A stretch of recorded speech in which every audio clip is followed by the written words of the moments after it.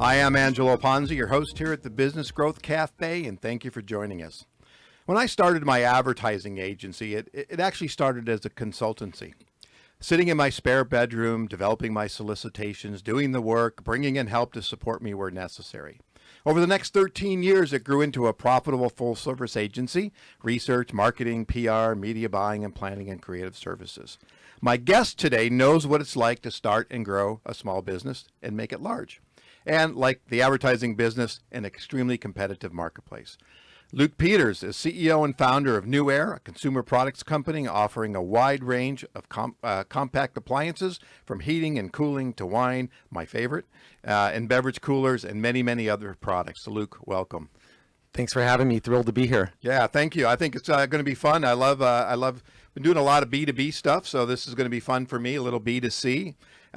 So before we get started, why don't you take a few minutes, tell the audience about you and a little bit about your businesses. Obviously, we're going to get into that a whole lot today. So, a minute or so on and give them some context of who you are. You got it. I like the talk, so you have to cut me off. But okay. Yeah, so I started NEWAIR 17 years ago and started just small. And it's a long story, but literally selling products out of a garage. I was a hazardous waste scientist before that, and then ended up starting the business with my wife. And right now, just to give you guys an idea on scale, so we're about 50 employees, and we're selling our products into a lot of B2B channels, into the retailers online, like Home Depot, Wayfair, Lowe's, and all those guys. Also, we have a strong B2C channel. Selling direct to consumer on our website, NEWAIR.com, and we focus on wine coolers, really cool beer coolers, and beer frosters are going to be coming out soon. And we'll do a lot of cooling products, evaporative coolers, portable air conditioners, portable ice makers, and a slew of other portable compact products for the home and kitchen. Okay. Are the products you sell direct to consumers different from those you're selling into the big box? No, they're not. It's all about channel. And about 6 years ago, we made the switch where we were 100% direct to consumer. Mm-hmm. And then because of the audience that the big box stores were getting, it was easier to work with them and partner with them and sell on their platforms versus just being 100% direct to consumer. Okay. Now, one of the things I noticed on your site is some of your products are NEWAIR and some are not. So do you consider yourself a distributor of those products, or how is that working? Obviously, you become a channel for them as well, and then you're taking those and selling them into other channels. Yep. Good observation. Good question. So actually, those are all ours.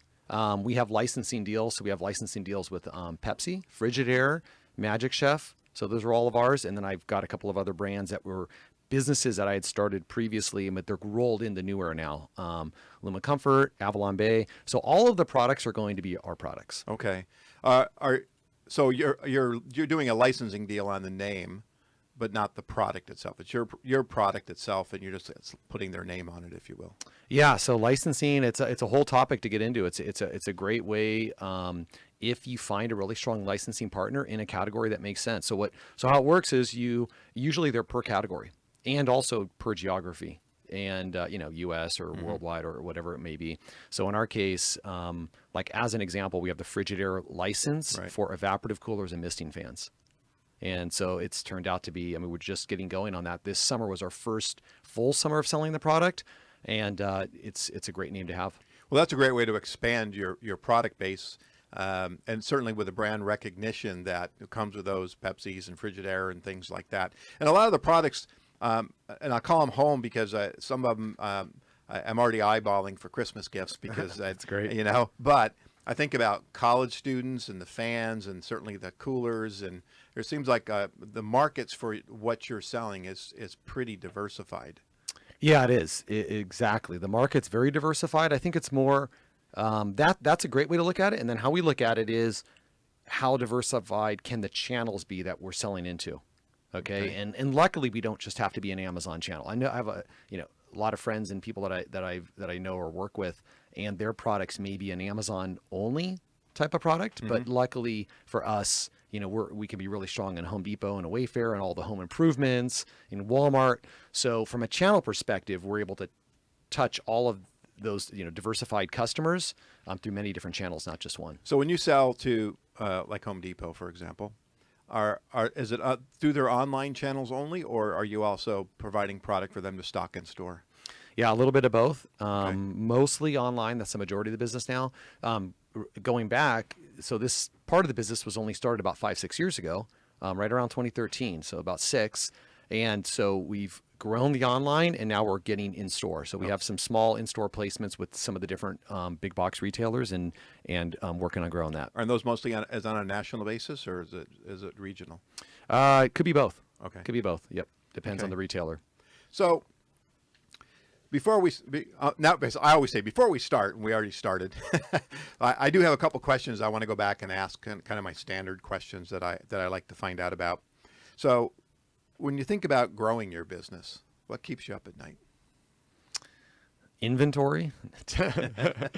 No. You know what? It's tariffs.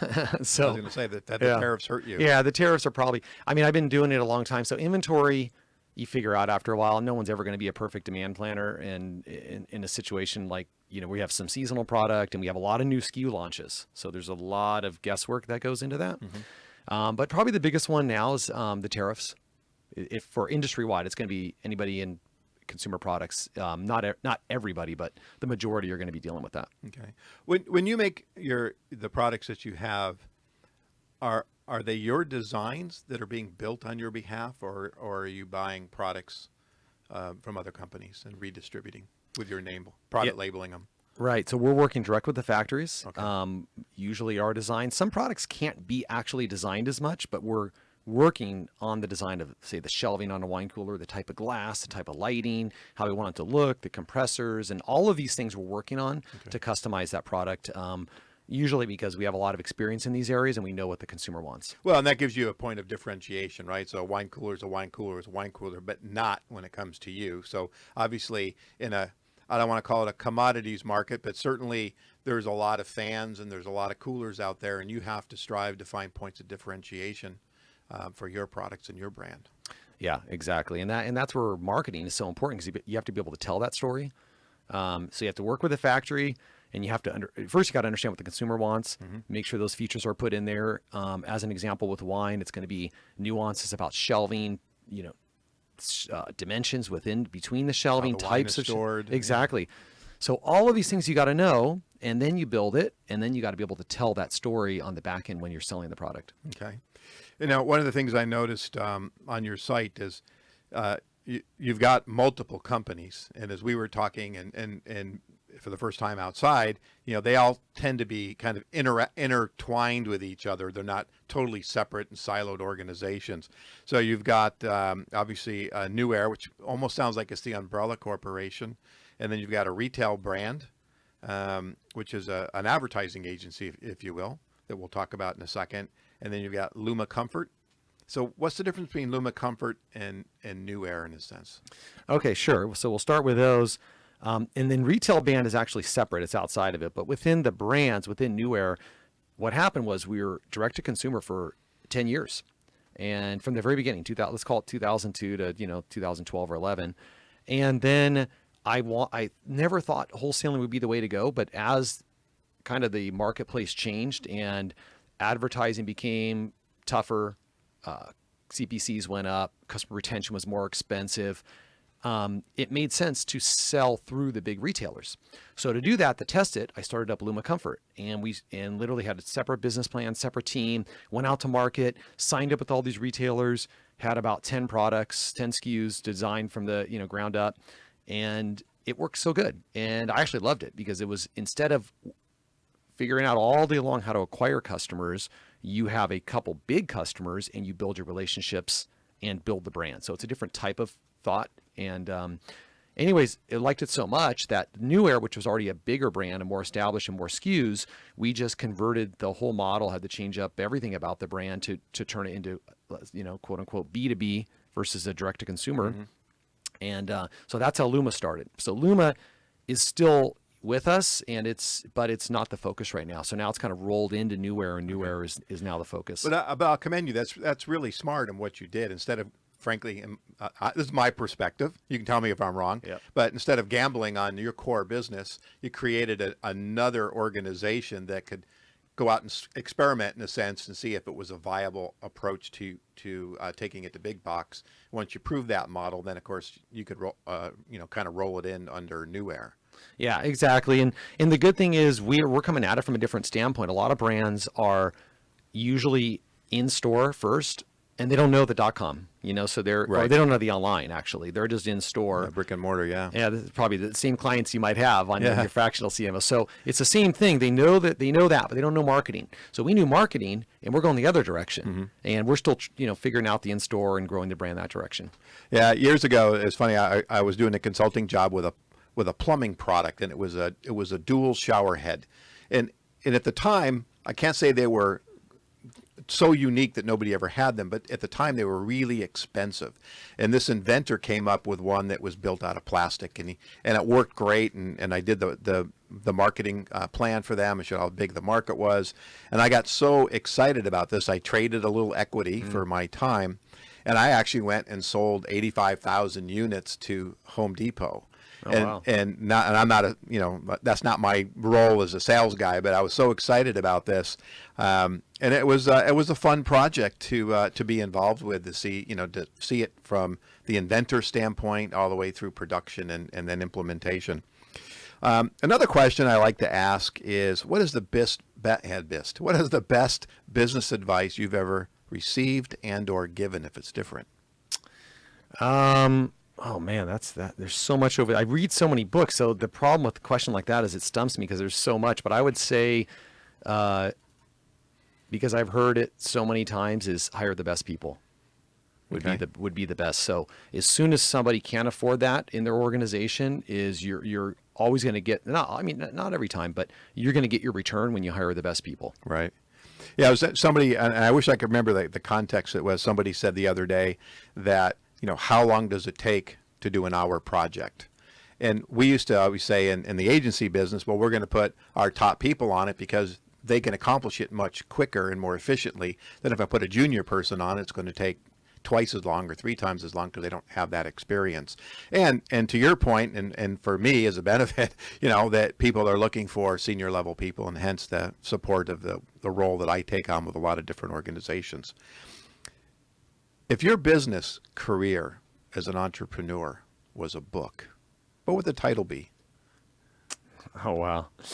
That's a good question. What would the title be?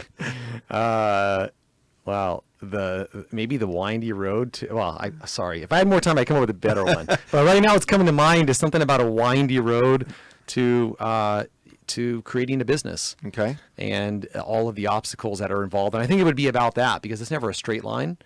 Yep. And I think that would be the title. And I think it would just be about some of the turning points that at the time you never actually think are going to be a turning point. But then later on in retrospect, you look back and you see that challenge and how you kind of got to the certain point where you are now. Sure. And why it was important to go through that. Yeah, I love that answer. And I would almost say you sat in one of my presentations before, because I actually have a slide and I talk about the road to growth. And there's all these offshoots and off turns because so many things internally can happen and externally. If you look at external pressures, whether it's the economy or competition, and it isn't a straight line. It's a lot of ups and downs, but we learn from that in order to pivot and roll that into the knowledge base as we continue to grow.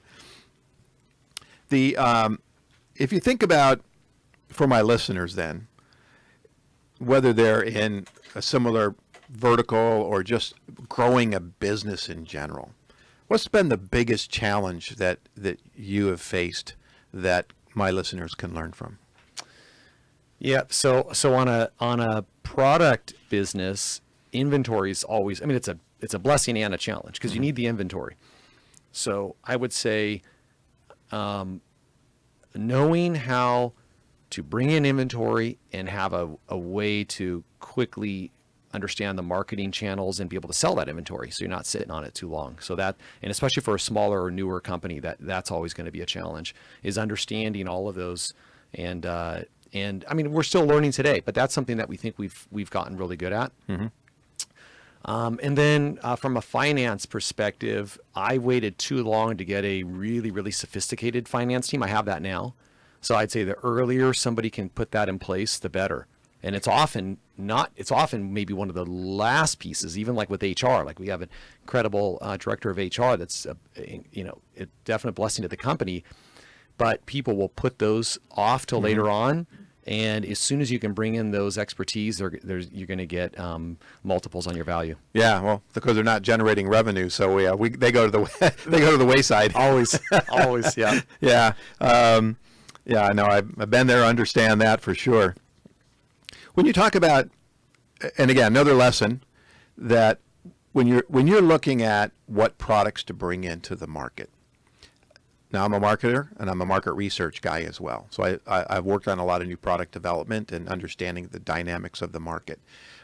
How do you guys determine what products that's going to be, the next SKUs in your line? Okay, yeah, no, that's a great. So luckily, I got a great team. So first off, we work directly and very closely with a lot of factories. So there's not just one way to do it. I'm usually the guy who will have the crazy ideas, and then the more thoughtful final solution will come from the rest of the team. But anyways, how I like to think about it is I like niche. I like something that can be differentiated. I'm not super concerned about market size, and I should be. But the reason is because a lot of times you can't. A lot of times like market size data to me isn't super tangible or real. Like somebody might say, well, there's this many households and then this many people have an ice maker and your market size is, 5,000 or 150 million households. But the thing is, if you're not selling that in store, you're not going to touch that many households. Right. And if your marketing channels can't reach, you're not going to touch that. So there may be a certain amount of households, but how many are you actually going to be able to touch and reach? So let's pull that way back. I would rather have a very differentiated product that I can even get a small amount of customers, but then they're going to talk about it and share that information. So I'd either go there, or I will go with something that's wide, even if there is a huge market, but maybe it's a bit of a commodity, but we know we can compete. And those are the two very different areas that I'll go into. And just as an example, we're bringing in a beer froster. Okay. I like it already. Everybody at work likes it too. So it's fun when you're doing product testing. Yeah, we do a lot of product testing. The guys, actually, one of the guys has stole this product for a while. So it gets your beer down to 25 degrees. So, you're not going to find that if you go into a Walmart. Right. And you won't find it anywhere really. And it probably doesn't have a huge market reach. There's a couple competitors online, but they're different. They'll have a solid front.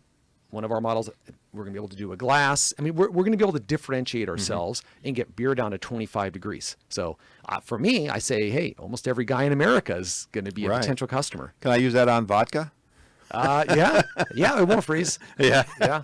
So let's talk about kind of how do you get the messages out there? What's your marketing kind of efforts and social versus traditional versus in-store? How are you driving traffic to not only online, but to help Home Depot or Wayfair or whatever it happens to be find interest in your products? Okay, yeah, and that's a great question because I think there's so many ways to do that. And most people are not going to be experts in all of the ways. So somebody might be incredible on social media, and that's all they have to do. They don't have to do everything else. We're good on Instagram for a brand in our category. We probably have a little south of 20,000, but they're engaged followers. But that's still not going to be enough to run a business on. Right. So that's a component. So what we do is luckily to drive. So since we are doing B2B, luckily our eyeballs are going to be on Home Depot. They're going to be on Lowe's. They're going to be on Wayfair. Or if it was just our website, I probably would have to come up with different strategies to reach as wide of an audience. Okay. So it's actually a little different strategy. Is the product on the first page of our big box retailer websites? And if not, how do we get it there? So there's things behind the scene you can do. This is kind of why I started the new business, because it's an art to make. It's just like SEO in the old days, but it's SEO on Wayfair, SEO on Home Depot, SEO on Lowe's. Okay. Get your product to the front, then make sure you have incredible assets around it, photos, content that really talks about it. Because again, a lot of the competition is coming from brick and mortar. They don't think about those things. They're just putting a product up. Right. So that's one. And then part two is we do have a great direct-to-consumer website at NEWAIR.com, and we really focus on having the best specs, beautiful images, all of the collateral that's going to remove any friction from the consumer's mind. So consumers can get all of the information they're going to want through all of those sources, and we're on multiple websites and multiple channels, and I think that's the way that we think So about looking it. at omni-channel just to make sure you're present when they're out looking. Exactly. So believe it or not, we're actually getting close to the end. But I do want to ask one more question, Sure. and it's the elephant in the room. Amazon. Yep. So how do you compete? What's your strategies to compete against Amazon? Yeah, and we compete with them. So we sell on Amazon quite a bit. Okay. So it's more of what you do is you have to have a channel strategy so that you can sell and you can build a relationship with Amazon. Like we're meeting with them face to face. We love all of our partners, but you got to be able to sell there successfully and also have a great offering for Home Depot and your partners on Wayfair. So it's more about having a tailoring and having a channel Strategy. Yeah, having a channel strategy. Okay. All right. Well, fantastic. So just before we end then, I know we touched on a lot of stuff today, and again, time flew by as it always does. I say this every show. Is there a parting suggestion or tip to the listeners out there that are in similar situations, selling online or selling in any kind of retail store, that you might want to impart on things that they should look at and pay attention to? Yeah, and I would say, and thanks again for having me on the show, Angelo. It's a cool setup, and it was cool meeting you. And it is it's fast. So we're here to the end. So I would say focus is the most important thing. And what I've seen people do is, especially new people getting into it, is they're spinning their wheels, going too many different directions. Just kind of like get really good at one thing and grind and like push hard and keep going down that path, because usually you don't get results as quick as you think you're going to. Okay. All right. Well, fantastic. Well, thank you so much. This has been a great conversation. I wish we had some more time, and I think maybe we'll get you back and continue this conversation. So why don't we tell the listeners about you and how they can reach you, and talk about, how they can go buy some products on NEWAIR and all that good stuff. Sure. Yeah. And I'll get through that really quick. So we have, NEWAIR.com, learn about the brand there. If you need wine, beer, ice, air conditioning. And then also I have a podcast called the Page One Podcast with the number one. So Page One Podcast, and a new business where I help people sell these products onto the retailers. And that's called retailband.com. Okay. And NEWAIR is NEWAIR? That's right. .com. Yep. All right. Fantastic. Well, thank you again for joining us in the cafe today. You can find out more about me, read my blogs, view my show videos, or listen to the podcast, which Luke did today, on my website at theponzigroup.com, or connect with me on LinkedIn. And if your business is ready for growth and you need a CMO, but you're not quite ready for a full-time person yet, I encourage you to connect with me. I'd welcome the opportunity to explore the benefits of using a fractional CMO. And lastly, please subscribe to this show. And if you're already a subscriber, make sure you encourage others and tell all your friends and colleagues about it. I'd love to have you join me and listen every week. You can do that at the Business Growth Cafe or on any of the major podcast platforms that are out there in the marketplace. Join me next week for lunch at the Business Growth Cafe. Thank you, sir. Thanks for having me. Enjoyed it.